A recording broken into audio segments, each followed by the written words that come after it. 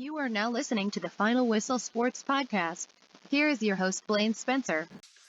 What is going on, everybody? Welcome into another edition of the Final Whistle Sports Podcast. I know you guys have had an APB out for me. I've been way off the grid. I know it's been almost basically a month since I've last done an episode. I've kind of been mooching on everybody else's podcasts, and while I've been in the middle of this move, I've kind of moved like all over since April. So California to Idaho. Now I'm in Washington, working at a university out here, Eastern Washington University. So we're kind of settled back in. So I am back. The podcast can be building back up again for this summer. And remember, stay tuned for the September 1st date. There's going to be a massive announcement coming out there. But for my guest today, I've got my man who is basically my golf expert, Joe Chichilitti from the Fourth Man Up podcast. And if you thought there was an APB out for me, there's been a major APB out for him and his squad because he's been out playing some golf. Joe, how are we doing, my man? How are you? Doing great, Blaine. Doing great. Glad to be back on the podcast because, it's always a good time here on the Final Whistle, baby. Always. And you guys haven't yet, go check out the Fourth Man Up. Subscribe. Do whatever you got to do for their podcast because, they're on Spotify, YouTube, you name it, they've got it, Instagram, you know it. But we're going to jump right in. We're going to talk a lot of NBA and a little bit of golf because, I got my golf expert. But let's, without further ado, as my Warriors have done it again, ladies and gentlemen, though, honestly, I think we're the cure to COVID. He's got the Golden Gate Bridge in the background. He's repping the Bay as a homer from Philadelphia. But the Warriors have done it again. They have defeated the Boston Celtics in 6 games, 4th championship in 8 years, 6 finals in 8 years. And honestly, I think with the Warriors now winning a championship, I think that the world might go back to normal because I think that was the one thing that happened. We got hurt, 2 years of off the grid and sucking at basketball. Shit hit the fan, and now here we are, back to normal. Joseph, break it down to me. Let's start off with the Warriors side of things. Is the dynasty back, or is this just a one-time thing? They're in good shape, at least for this upcoming year as well. I mean, they looked incredible. I actually went back on my podcast to October when we did a preview, and I had the Warriors in the finals, and I had the Warriors win in the finals. So, hey, tune in back to that one because you know me. I'm locked in, baby. Big fan. I had a feeling Curry was going to get back on his Curry, shit. MVP. I mean, dude's incredible. He is outstanding. But they looked good. Like, they looked dominating all playoffs. Didn't face an elimination game at all. I mean, that's something to say right there. Granted, I think they went up against more of I would think an easier opponent out of the East than the Boston Celtics, even though the Celtics were coming in hot at the time. I do agree. But the Warriors they have the Splash Brothers, and let alone now they added another one, it feels like, in Jordan Poole. And you still got the point guard and Draymond Green. So, I mean, good for them, man. I mean, but is the dynasty back? That's going to come to a question 2 years from now when all them contracts are going to start coming back up. Well, that's why I kind of posed this question, because honestly, I'm with you. And this is not as a fan. I actually picked this from the start as an actual expert. People, go back and look it up. Even though as a fan, deep down you always want that to happen. But I think we're going back to back personally. I think it's going to be very interesting to see because I think the dynasty will I don't know if this is a dynasty per se, but I think we will win this upcoming year as well. Minimum, we're getting back to the finals because it's that been there, done that scenario, right? And I was on this show the other day, Go Talk with Marcus. If you haven't seen it, go check it out. Fueled by Poddex. It does a great job. We did a massive Warriors thing in Celtics NBA Finals. And the one thing that we were trying to figure out is how is the bag going to get settled, right? You have 2 critical components that are up for a new contract. Andrew Wiggins and Jordan Poole. And this is my awful pun that I said on his show. Can't have the Splash Brothers without a pool party. So you got to awful pun. Sounds great when it rolls off the tongue though. And Joe's already like, I'm gonna jump off of this podcast already. I've had Oh enough my of you. God. We just started. Holy smokes. But if you actually look at how you're gonna handle this, if you're Joe Lacob, Bob Myers, you want to pay Poole now. You want to pay Poole first because you know he's only going to be around the 20 to 25 mil range. And I think that's a mark that you want to be able to settle in. And if someone tries to pay him a ridiculous amount of more of that next year, go ahead, throw it away. But you already have Wiggins already at $30+ million because of the max he's already received from Minnesota in that sign and deal trade. You know he's going to get his bag, but I think you hold on to not paying both of them right now. You split it so then you can backload those years for a Kuminga, a Moody. You can allow Curry, Thompson, Draymond to take those cuts. Then you can pay the younger guys and let that unfold. Because I think personally, you have to pick one or the other this year. Joe, what do you think on that, of being able to, on the finance side of what I'm thinking here? I mean, I think Jordan Poole is the answer here to choose. I mean, the man's only making what, 3 or 4 mil, I think, next year. And he's still much younger than Andrew Wiggins as well. So getting him into a lesser contract now and hope that he just blows up in the next 3-4 years and that contract looks great. I mean, we got a kind of a similar situation here in Philadelphia with Tyrese Maxey right now. Maxey had a great year. We're kind of looking ahead down the line when Tobias Harris's contract gets off. Is like, well, are you going to pay this man the max or are you going to try to sign him earlier? So I think the Warriors are kind of in the same situation right now with Jordan Poole as well. And I agree. I think, Wiggins he looked good at times this year, and even sometimes even great. I mean, one time in the playoffs, I think he had 18 points and 16 rebounds or something like that. Some absurd number, but we've seen this consistency with Andrew Wiggins to an extent, especially with him and his points. I think he averages anywhere from 15 to 18 points a game. And I think he was right around that same, kind of mark with the Golden State Warriors. Do I think Andrew Wiggins is worth $33 million?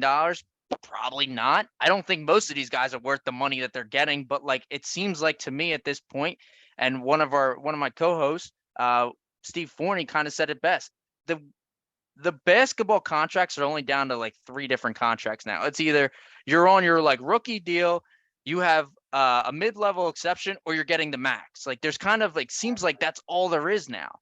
So it's just tough to figure out, and it's fortunate, but that's just what Andrew Wiggins' price tag is right now. Yeah, but I agree with you. I think that the 3 contracts is a very valid point, and it's a really intriguing concept to see how everything's unfolded and transitioned with contracts, because now everyone's going after that NBA model. Mm-hmm. With how the NFL contracts are now working, same with MLB. MLB is the most expensive, but still you have that kind of style that you have your rookie deal, a mid-level, and then you're either paying them top dollar basically for their position, even though they might still be a mid-level guy, but they're going to get that money because someone else will do it if it's not going to be their team that they're on at that moment. But the argument for Andrew Wiggins, he was easily the second best player on this team this postseason. He was guarding the team's best player every time, and the substitutions that Steve Kerr was doing was mimicking who he was guarding. If Luka was coming out, Wiggins was coming out. If Ja was coming out, Wiggins was coming out. I'm trying to remember. He didn't have to guard Jokic for the most part. That was mostly Draymond, but he was still picking up. He was the one that was picking up Jokic when Draymond needed a breather. So he was picking up everybody's best player in every series. Same with Jason Tatum in the NBA Finals. Mm-hmm. And it was a unique component to see him finally actually buy in, right? Because everyone thought you could term him, I wouldn't coin him a bust, right? He was still in Minnesota, he wasn't successful, but that team was in shambles when he was there.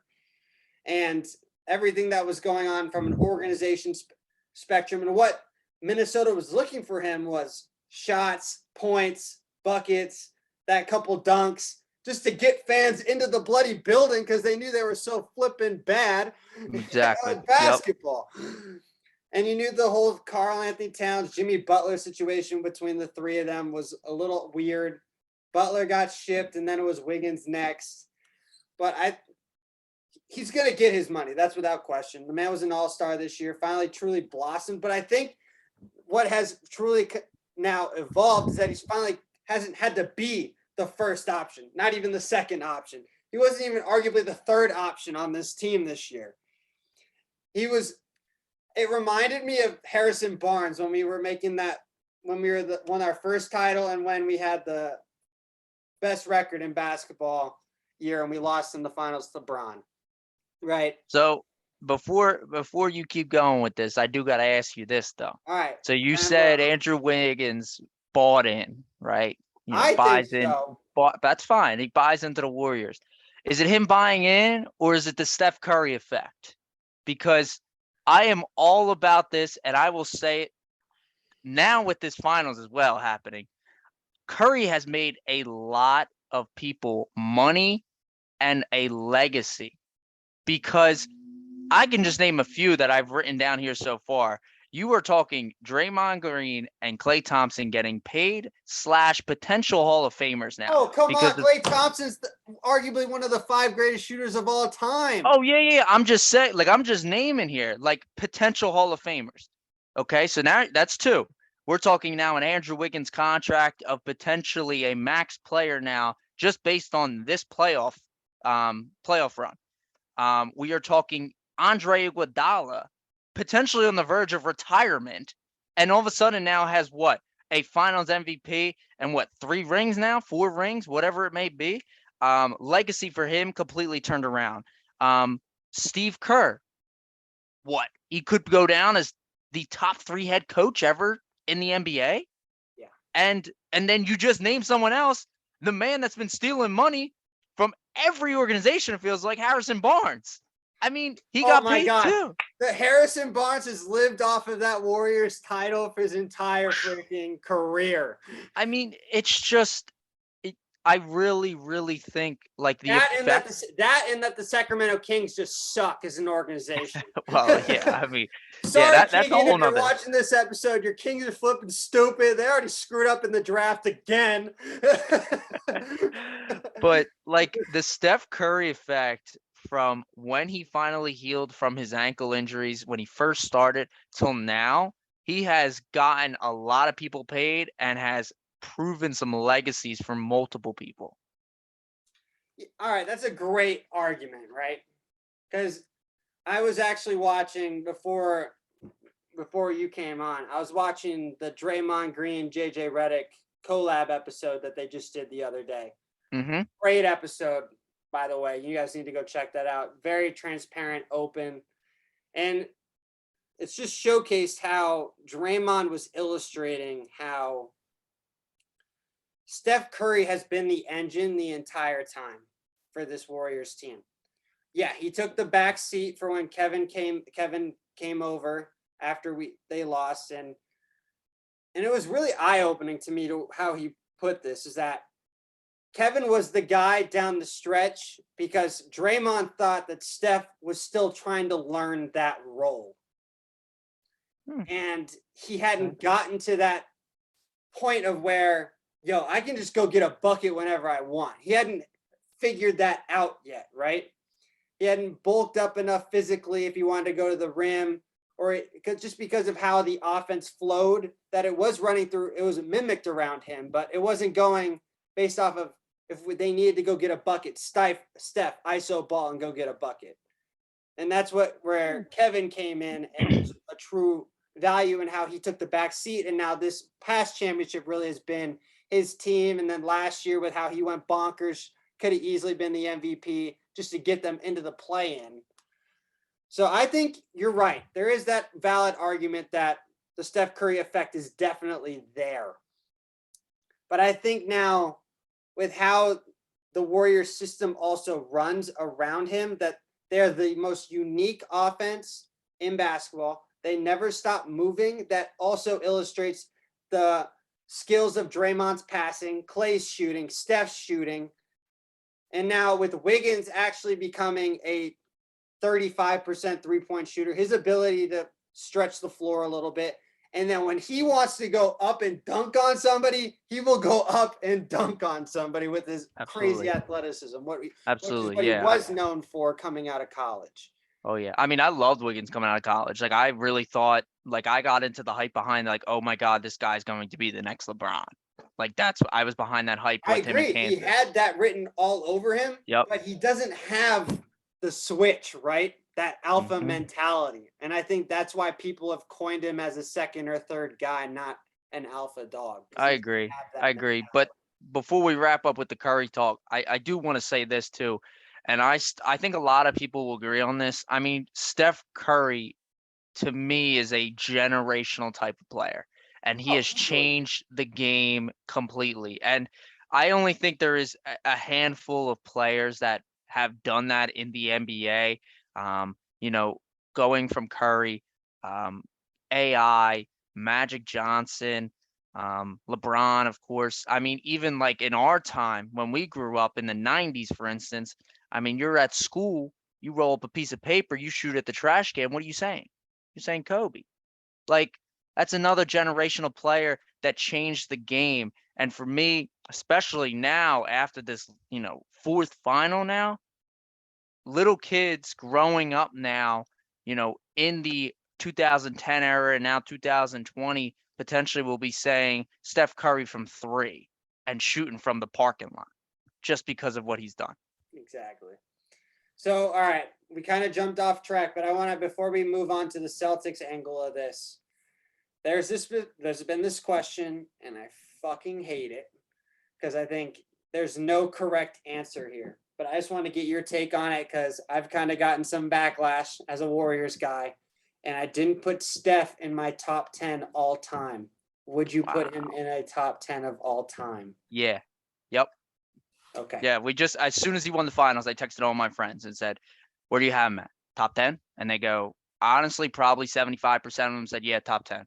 And I said top 7. I have him at 11 or 12. I think that's more because of me holding back as a fan that I didn't want to push the envelope, but I have him on the outside. Fair enough. No, I think he's top 10. I mean, you got 4 finals. Now you have a finals MVP, so no one can really say anything about that. And like I said, a generational talent player. And there's a handful. I said there is a handful, then he needs to be in the top 10 if there's a handful. Yeah, there's no wrong answer, I think, here. You're really pulling hairs when it comes to the top 15. Once you get within the top 15 players of all time, you're yin and yang and who's in, who's out, stuff like that. Correct. But let's jump to the other side, which is the Boston Celtics here for a little bit. They were up 1-0. They went into Dub Nation, got the only road win out of any team this postseason going into the Chase Center. Warriors were undefeated at Chase Center other than this game 1. Then they got game 2. Warriors got a little bit more physical. Draymond said he was going to be an a-hole. He was an absolute a-hole in game 2. Game 3, Celtics held their own. The place was rocking at TD Garden. And then it felt like they got worse and worse each game after game 3. And it felt like that game 3 fourth quarter when they were up big. I think it was the third quarter they were up big. The Warriors made a run some point either in that mid-third or early fourth quarter. And you saw that the Warriors kind of saw that something clicked for them offensively and defensively. Celtics still hung on to win. And then Steph goes crazy in game 4.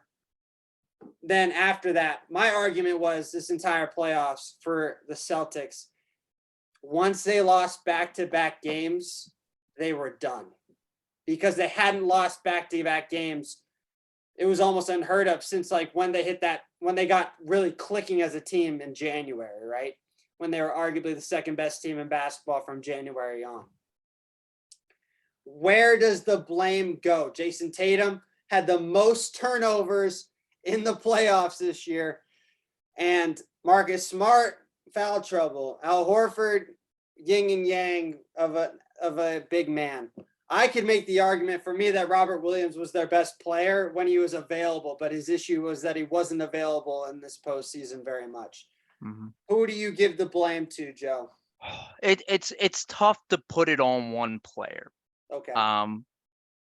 But I do want But give you one player. Come on. I'm just kidding. But I do want to go back. You make a good point about game 3. I even said I think game 4, the end of the third quarter, you're evened up in the TD up 2-1, and all of a sudden you lose that fourth quarter by 10 plus points and lose that game, and the momentum switched right there.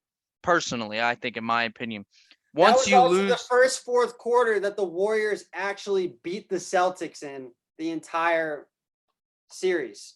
The Celtics have been dominating the fourth quarter up until that, and it actually flipped in game 4. Celtics won the third quarter, lost the fourth quarter. yes, yeah, because it was almost dead even going into the fourth. Warriors took it up 10, if I'm not mistaken, and then won by 10 in the end. And for me, that was the change, because the Celtics, you're up 2-1. You're at home for game 4. All the momentum is technically on your side. And if you win, you're going to Golden State up 3-1. You damn well know, okay, this game 5, we can kind of ball out, but their back is at the wall now. And I really think that was the momentum switcher, because then you're down to 3 games and you're playing against essentially rookies in the finals versus guys that have been here now at 4 times. Like I said, it's tough to place the blame on a certain person because they're all rookies to the finals. And I know, like, these guys have pressure on them, and they have dealt with pressure to the max. They've been in championship games before. They've been in playoff runs like this, but like, as well as I, the finals is a different type of ball game. Playoffs is a different type of ball game. And I personally think, like I said earlier, I think they had a little bit more of an easier cakewalk to the finals, in my opinion. I don't want to get too much into that because I know I'm going to hear a lot of heat from that, but I personally think that. But if I had to say to turn around, like I said, like, I honestly, when Robert Williams was out, that's what kind of killed him. When he was missing as the center role, a lot of guys had to shift and go into different positions that they probably weren't expected to be at or be in. So it's more of just an injury factor of him being, limited would be Robert Williams. But I mean, if you look at the box score, even just Jason Tatum, like, yeah, his turnovers killed him, but the man still scored 20, 25 points every night. Like, he still got his buckets, but He didn't show up, Joe, in the fourth quarter. He was anemic in the fourth quarter. Yeah, I mean, there's this argument. I just want to get your take on this. That if this is actually hoopla or like legit, because I think it's total BS in my opinion. That like Wiggins and Tatum had the same trainer for a while, and everyone was like, Wiggins knows where he's going every time he gets the ball. What do you think on that? I mean, he probably has an idea. Like, he's seen the moves before. But let's be honest, like, all these NBA players, they probably have seen almost every move in the game. It's just like, oh, can you be prepared for it? I mean, yeah, he might have a little bit more of an advantage than the guy down the street, but in the end, if you're gonna go get yourself a bucket and you're gonna be a superstar at the top level, you're gonna get yourself a bucket. Yeah, very well. Well, I'm gonna blame people because I'm gonna blame Tatum and Brown. Why? Because you're the 2 stars on the team. You have made it very clear that you got in this postseason, or even in this especially in this postseason, that you guys can't get it right together. It was very rare in this postseason to see both of them have a good game. It was either one played great and one was absolute garbage. Then it was another night that it would flip. Brown would be great. Tatum was garbage. They could never both get on the same page. And there was this argument this year when they were especially really bad to start. Do they break those 2 up? And I know they won't break it up now because they reached the NBA Finals, right? But there were some glaring signs that they could not figure out who wanted the ball when, who was going to take the shot, because they were both very passive. Brown was clearly the better player in the NBA Finals out of the 2. But also another part, Jason Tatum being a playmaker, and that is not his calling card. The Celtics really need to go get themselves a true point guard this offseason if they want to have another chance of getting back to the finals. But you can't be leading the league in turnovers, man, in the playoffs. You can't do it. You're the best player on your respective team. That just cannot happen. And I get it. Marcus Smart's not a point guard either, but his turnovers were critical as well. They were just making the mistakes of a team that hadn't been there before, and because they hadn't been there before, right? They looked like that. And it wasn't like an issue that had been just in the NBA Finals. The entire playoffs, in the final 5 minutes of the fourth quarter, they were the worst team that made the playoffs in crunch time. Bro, they shouldn't have been there. They shouldn't have been there. If Chris Middleton was healthy, thank you. Here we go. All right, hey, we're gonna open not, up Pandora's box. We might as well go for it. Chris Middleton doesn't get hurt. The Bucks. If I had a sign right now, I would have rolled it up. Chris Middleton, where's your little face? No, Milwaukee's in the NBA Finals. Honestly, Jimmy Butler should have hit that shot. Let's be real. Time out of what? Time out. I wouldn't say Milwaukee was the number one if Chris Middleton's healthy, because they definitely are there. They're in the Eastern Conference Finals. But I still come back to, and this might be a little bit of a homer pick, if Joel Embiid doesn't get hurt, does not get hurt, we are in a different ballgame. Incorporate your bloody Sixers into the show, and you absolute total bum. If Joel Embiid does not get hurt. James Harden is an absolute scrub for how much you are paying him. I'll tell you what. I can't wait till he opts and takes $48 million. Good. You guys. Give it to him. Because guess what? He's going to have a great season next year. Oh, my God. He's going to come in out of shape. Let's be honest. All right. Let's see. You want to put a bet down? little friendly bet. I think the Sixers finish better than the Golden State Warriors next year. That's fine, because we don't care about the damn regular season. No. I'm not talking regular season. I'm talking playoffs. You think you're going to get farther than us? I think so. 76 We're going to win the championship, so there is no way to get further than us. All right. Well, here, put the hand there. Friendly wager.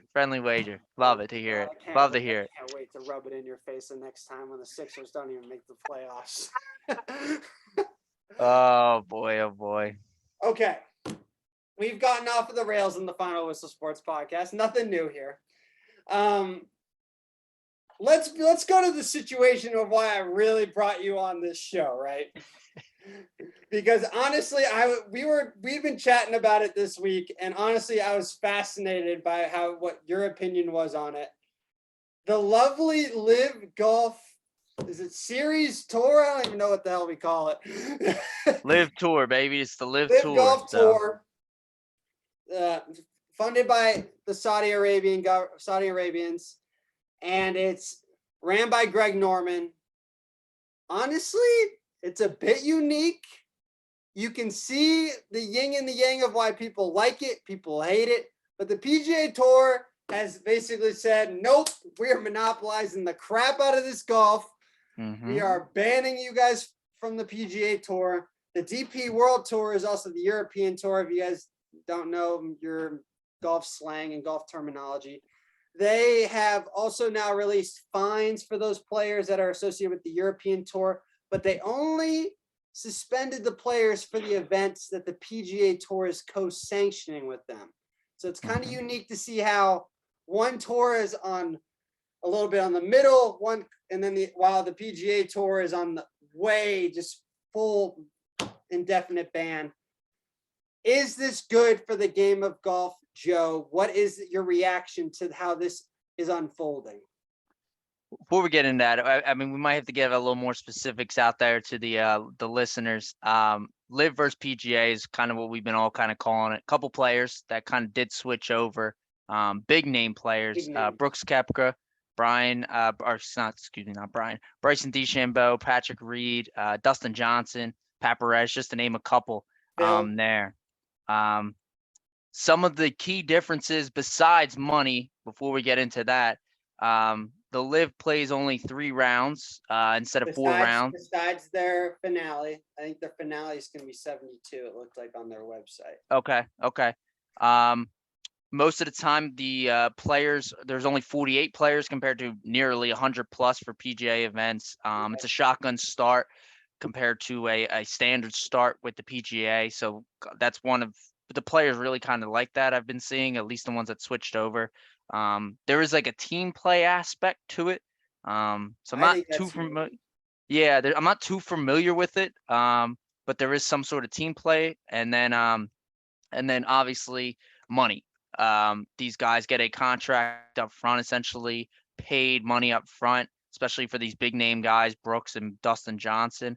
But also the purses are higher as well within the events. Like it could be, I think in London, the most recent one was about 2 weeks ago now. I think the purse was near 20 mil, I think. Charles Schwartzel walked away with 4.75 because he won the individual and his team won the team event. Correct. Yeah. So it's won more than he does in a major. Exactly. Yeah. It's not only you're getting paid up front, but you also are slightly based. You get paid big time for your performance as well. At first, when I first heard all this, and at least for myself, and I don't know about you, whenever anybody gets paid, I'm like, good for you. You're getting paid. You're getting one, you saving yourself, setting yourself up for life and probably generations. Let's be honest here. And that's how I was. I was like, good for them. They're getting paid. They're setting themselves up for years and years. But as I kind of thought and heard a little bit more the other side and why the PGA was so frustrated, and it's not just because of legacy purposes. I do understand that. It also comes down to this is we also had one of the most extreme events in USA history. 21 years ago, 22 years ago. I don't like bringing politics into things, but I do understand Joe, that side. Before you finish your political thought, the U.S. government still works with Saudi Arabia. Yeah. So why is there an issue on a more personal front when the federal governments are still doing it? Because the government hides behind everything and people only see so much. But when this gets presented that, it's the Saudis and they're doing it, people are going to jump right for it. That's what I'm fully think behind of all this. And like I said, I see both sides. But to tell you the truth, PGA is going to need to do something to keep their players. They did do something. I don't know if you saw that, what they released. Was it yesterday that they released that they're going to do some more events? They changed how they're going to do. The European Tour is now going to give the top 10 players on the European Tour list that don't have PGA cards are going to get PGA cards. They're now going to do a direct way for PGA Tour cards through Q School because I know they eliminated that. They're going back to a calendar schedule. This is like a 2024, I think, is what they're looking at. But I think they're trying. I personally feel don't get me wrong. I watched all 3 days of the LIV Golf on YouTube. It was intriguing. It was something different from a fan perspective. I mean, is it nothing don't get me wrong. A major tournament for the golf is always going to be where my eyes go to first, and those big PGA Tour events. But this easily supersedes any of those smaller events that a lot of teams try to figure out how, yes, their issue is they don't get world golf ranking points and they don't have a TV partnership. That they're never going to be a true competitor, in my opinion, until they get those down, right? I agree. But I mean, you could turn it around and fight it the other way with LIV, and it is free on YouTube. Okay. And you can watch the entire round from when these guys tee off till the end on YouTube for free. And unfortunately, I mean, I'm kind of been one component of it for the last, especially 3 to 5 years now. I watch YouTube, I think, more than I watch TV. And that's just what I the think younger that's correct. generation is really getting into, is this. They, you sit down and eat dinner, let's say, or you sit down and eat lunch. Like, I'm not going to go turn on the TV and turn on 6 ABC. I'm going to just sit here and throw on YouTube, put on a couple videos and watch it. That's what I think the LIV is trying to direct more to this younger generation, and where the PGA has been trying to do that for years, for the last, 15, 20 years now. And like, they just haven't got there. And LIV, boom, comes out just like this, goes on YouTube, hits them great. Let alone, like I said earlier, you can watch them from when they tee off until they hit the 18th I hole and think the end. shorter day is going to really win over the not just like the true golf fan, but the normal Absolutely. sport fan. But They don't even have to watch for 12 hours so they can watch. It's only 5.5 hour day. yeah, I agree. I definitely agree. But I think the other issue is this: when it comes to Saturday and Sundays on these little rounds, as we call it, it's not really the little rounds. More the regular season rounds. They only come on CBS from 2:30, 2 o'clock till 6. So you already missed the first 6 holes of most of the leaders at Correct, that because you're point. jumping from one TV platform to the other most of the time. Exactly. And that's another thing that kind of gets annoying is, I mean, granted, to the average golfer, or the average watcher of golf, they might be okay with that. But like, kind of like myself, I enjoy watching them from hole 1 to 18 at times. Um, so, I think LIV is really going down a good path, to tell you the truth, to try to hit the younger generation. And you bring up how the PGA was trying to get cards for the younger guys, but let's be honest, if you get accepted into even just one of these LIV events and you miss the cut, you don't, and actually, excuse me, they don't have a cut. So even if you just come in last place, you still make $120,000. Like, And that's been the issue with the PGA Tour, is that they don't look out for the little guy in their tour. exactly. It's extremely top heavy, and I think that's what the LIV Golf is trying to do with these now signing bonuses, making it almost like a free agency type deal. That if you can get into one tournament, you're good for for those some middle level guys. You're good for half the year, right? Depending on cost of living, stuff like that, you're good. Absolutely. I agree. And I like the initial contracts. I really do. I mean, I think $100 million is too much. I mean, that's just a lot of money. But I also, I also think, though, when you play in your tournament, you should be making what your performance is, though. Like, if you miss the cut, I do understand. Like, if you miss the cut, like, you shouldn't really be making much. You got to also factor in how much you're shelling in just to get into said tournament on a qualifier. Absolutely. Yeah, no, I agree. Like, I mean, do you walk out of there with zero money? Probably not. But like, can you at least just cover the travel expenses? Like, honestly, what, 10, 15, 20 grand max, let's say? I mean, I know I don't know numbers. I'm kind of guessing there, but like, I think PGA could do that to guys. Oh, easily. So, but I'm honestly, the one thing that I was really fascinated by with the LIV Golf was that I think they do need a lot of announcer help. I mean, I'm going to be completely honest. The commentary was a really rough, but it's also their first event and stuff like that. Yeah.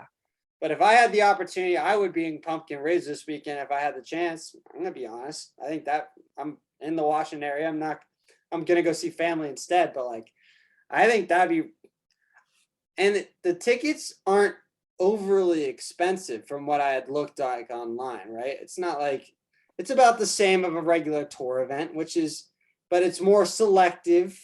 Sure. It's not like massive crowds, right? But you're still having that feeling. And you don't have, if you want, you can jump from hole to hole. You can stay on the one hole. Everybody's going to roll through you on a different capacity of where their rounds are at, right? Mm-hmm. So, which I think is kind of cool. Kind of neat, honestly. If you're sitting on like hole 6, you're like, great, this might be this is going to be a tough par 4. Everyone's just going to be trying to make par here. But like on a Sunday, that could be their 16th or 17th hole. And this is a massive hole. in regards to maybe not the individual event based on how they do tee times, it looks like so far, but for the team event, their whole team could still be in play depending on how their round works. And I think that's the other component. It keeps every player still engaged, even if they have a crappy first day, right? Mm-hmm. Because those first 2 rounds, based off of the team dynamic of 4, I looked this up just now as we've been talking. Top 2 scores for the day get counted. It's not your overall total. It's just your round for the day. Then day 3, it's the top 3 scores. So you're still involved in that team dynamic of trying to work your team up if you're trying to be in that hunt for a top 3 finish on the team. Oh, yeah. So I think that is one thing that and plus I love team golf. I love that aspect of it with like Ryder Cup, President's Cup, college. Absolutely. I mean, golf has always been more of an individual based sport. Which But is unique when you see the team dynamic. Exactly. Yeah, I agree entirely. And I mean, the Ryder Cup's a whole different feel, especially when you have a whole nation behind you as well. But real quick, I just wanted to point back to you. I mean, we keep bringing up the money, how much money they're making and this, that, and the other thing. And I think you can speak this to any type of sport. Regular season is where you make your money, and the playoffs is where you make your legacy, and that being the majors. Correct. So as long as these guys can play in the majors, who gives a crap then about these regular season events? They don't care. No, not at all. Do you think they care about FedEx Cup where you win $10 million when they're getting $100 million straight up? No, because now now every player on the LIV Golf Tour is arguably making the amount of money that they would make just being in the top 30 of the FedEx Cup rankings and playing 8th of the event. How many events does the PGA Tour have? Like 40 to 50 events, something like that. They're arguably playing a 5th of that and still making the same amount of money. Yep. You're thinking of, yes, it is. The bottom line is a huge part of this transition, but they are also factoring in how they want to set themselves up for the majors. You know what I mean? So. Oh yeah. I think that's a dynamic. But so I think it's good for the game. I think it kind of gives a little bit more transparency. What's your final take on that? Good or bad for the game? I mean, I think it's good for the game. Like I really do. I think it's great for the golfers. Of course, they're getting their money. They're getting paid. Even the bottom guys are even still getting paid and willing to walk out and even go to these different places all over the world to play. I think it's a really good choice. And as long as they can still play in the majors, I mean, I could see this continuing, but the PGA is going to need to change things. And they're going to need to change it fast, because if not, they're going to lose more and more, as the hours tick on. Yeah. All right, Joe, before we wrap up for tonight, there was this one topic that we kind of were texting over, which I thought was kind of unique, is that because of how LIV Golf is kind of taking over this realm of free agency and how everyone's going after that NBA model, like how we were talking about earlier, right? Do any more of these individualized sports have potentially take on this model? Because the one thing that we were talking about, especially through text, was tennis, right? Because they're like the other major individualized sport, kind of only under one tour, that if there was a secondary tour that was doing something, that it could potentially work. But we were also making the argument that USTA is way more global than what the PGA Tour was. So I just want to see what's your thought on that? I mean, let's be honest, money talks. Money's always going to talk. It's always going to pull some of the best out here. I mean, in the end, and I understand they're athletes, so we think of them more as athletes, but put them in your position. If you got $100 million to only play something, or say work for the next 10 years, be like, okay, I'll play for the next 10 years and I could just retire. I'm good. I don't have to do any of this anymore. But to get back to the individual stuff, I mean, I don't know. I mean, PGA is way more focused just in America. Like most of their tournaments take place in America. There's only a few in like Mexico and a few in Canada. And then of course you have the majors. So that's different. But when it comes to tennis, I'm tennis, not. snowboarding, skiing, they're more of a global sport in their respective league. Yes. It's not like that issue of being very Correct. like Yes. Like I even think you even try like a team sport, and it's they've tried this already. Like think about the NFL, right? How many leagues have started trying to be just like the NFL, and it eventually just collapses. Granted, I don't think they had the money that the Saudis are backing to live on, yeah. but also the NFL's contracts are unbelievable now. So like even guys that are kind of almost bench guys are still getting paid big time. So team wise, I just don't think it's going to happen. Individual, I guess, but like I would really have to think about like individual sports that are just mainly in America and have a main sport of just America and then gets branched out. But like you said, it's just a global aspect now with most of these other sports. Yeah, and that's what I think I've came to the consensus over the last couple of days is that this is unique because even though the LIV Golf Tour is primarily focused in America, they have 3 or 4 global events, right? Out of their 8. Yeah. I think it's 5. Is it 5 in America and then 3 international? Is it 4 and 4? I don't remember exactly what it was. But you still have that realm of a major tournament outside of the United States. Unlike the PGA Tour, it's more like the Canadian Open, and that's about it. Mm-hmm. Like, no offense to the Corrales Championship or whatever's in the Bahamas and stuff like that. Or what's the tournament that you have that curse for? I don't remember what it's called. Puerto Rico Open. Puerto Rico Open curse. Puerto Rico That's Open, yeah. U.S. based still too, but I mean, even like the WGC, like they play them, the yeah, World Golf. in China, the HSBC one, exactly. Yeah, so like they play a little bit like all over a little bit, but They've like I said, started to grow a little bit more. yes, but most of their tournaments, I mean, out of what the 50 weeks that they play, I mean, probably 30 plus of them are in America. Yeah, exactly. And then in these other individual sports, we're talking snowboarding, skiing, tennis. The U.S. is a very small portion of those tours. They're more Yes, but based already in Europe, Asia, etc. And the U.S. is just a component of that. I mean, I even think though, like snowboarding, skiing, we're just naming a couple. I mean, even like I guess track, you could even say too. Track, How very global. how often are they doing that sport? And on top of it, how much are they pulling in? Right? You got to think about golf in America, right? It's big. Like people may not think of it. Like, of course, NFL, basketball, hockey, what other sport? Oh, baseball, excuse me. They're the big 4, I mean, in America, of course. And then soccer's, kind of there. But like golf's pretty close to that. I'm probably missing maybe another sport, dude. Don't get me wrong. Don't call me out, people. I'm sorry. But golf's pretty close to that in America. So when you bring up this like other aspects, and tennis is too, but like the amount that golf pulls in from America and now being able to pull away and go elsewhere, it really starts affecting the golf community. Yeah, absolutely. Well, I think it's a really interesting dynamic of how this is all unfolding. I don't think the Saudis are going to run out of money anytime soon, so I think LIV Golf is here to stay for a little while.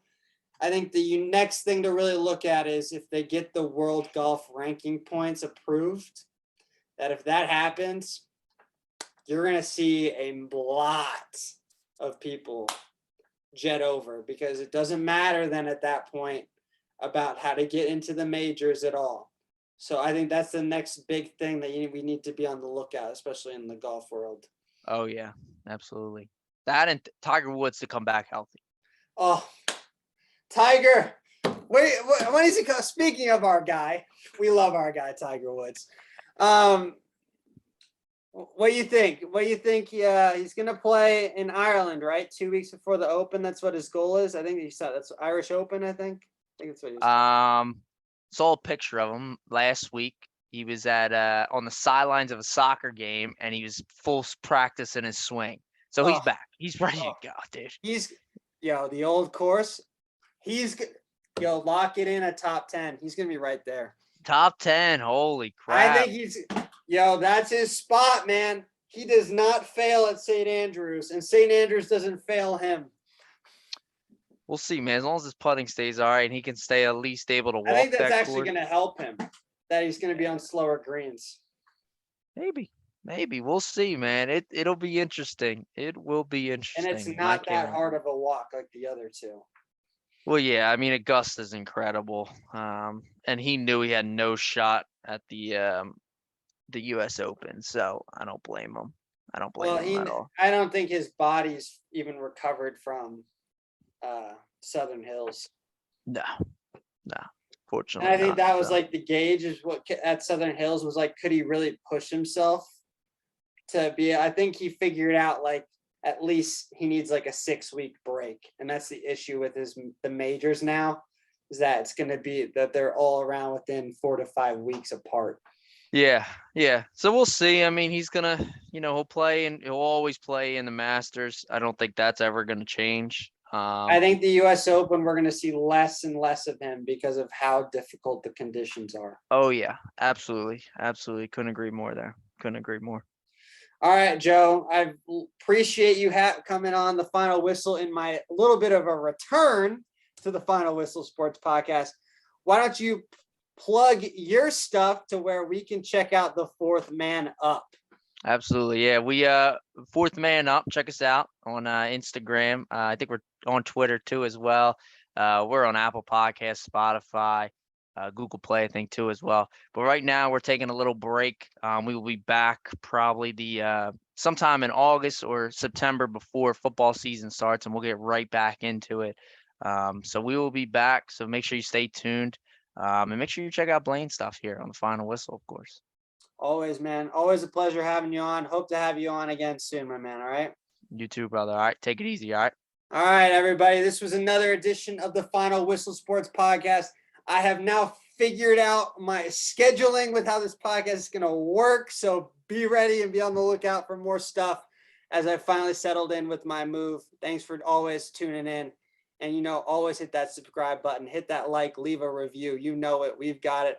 I always love a critique if you want to critique that as well. So as always, enjoy your week, everybody. This is Blaine Spencer from the Final Whistle signing off.